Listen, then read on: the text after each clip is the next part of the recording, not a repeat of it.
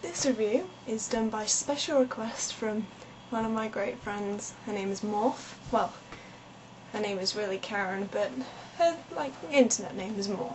That's what I call her. And she requested that I do a review of a series that you'll probably all have heard of. It's called Smallville. It's about Superman before he was Superman. Now, I've never really watched Smallville before. It's not really something that interests me. Not a fan of the comic book hero or, things like that. I'm not sure what the episode I watched was called, but it basically involved some rather expensive explosions and some nifty split screening. There were two Lexes in it. One good, one evil. Did the explosion create the evil Lex, or was he a part of Lex all the time?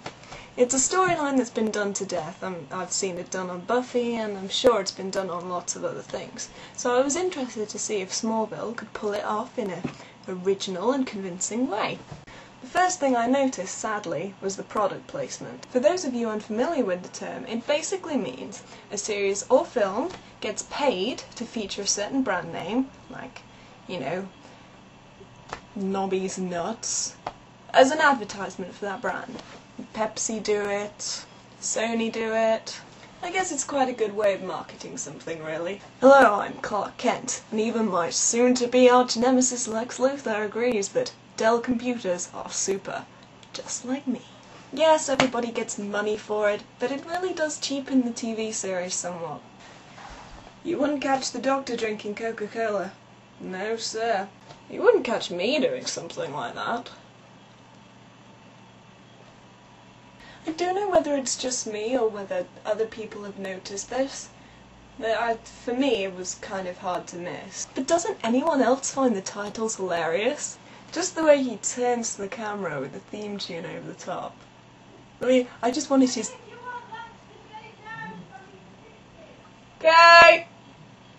Sorry, my mother wants me to eat lunch. I'll be back in a second. Just hold that thought.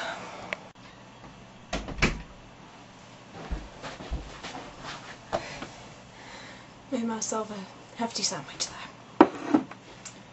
Where was I? Alright, Superman. Now, my only previous experience of Superman was The New Adventures of Clark and Lois. Or Lois and Clark. They had Terry Hatcher in it. She wore impressive shoulder pads. So the only way, at first, that I could make Smallville make sense was to give everybody roles that fitted with that series. Clark was, well, Clark. Lex was Lex. But Chloe, for me, was Lois. And until she actually mentioned going to stay with a Lois, something about a military base. Okay, what I'm basically trying to say is it's one of those shows you have to watch pretty religiously, because the continuity is mind-boggling in places. I mean, just the fact that Lex was good and Clark and Lex were friends just made me go, bleh.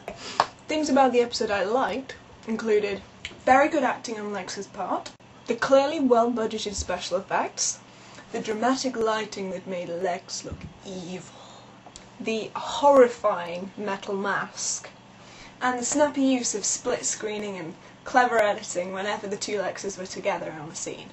Things about the episode that made me giggle and or cringe included the dramatic use of the word destiny. My true destiny. It's our destiny.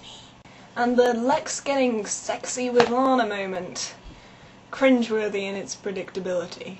And just a little bit weird. In the moment someone's evil, they get sexy with someone. It happens. And Clark.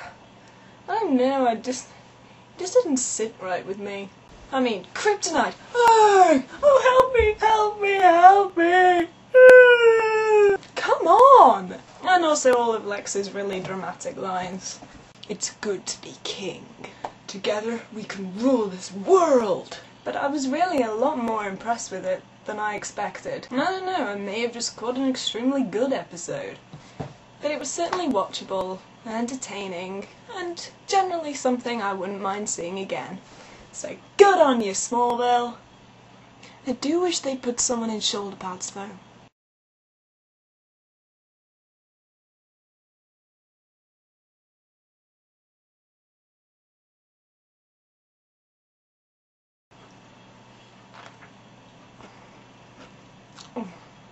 That's a good sandwich.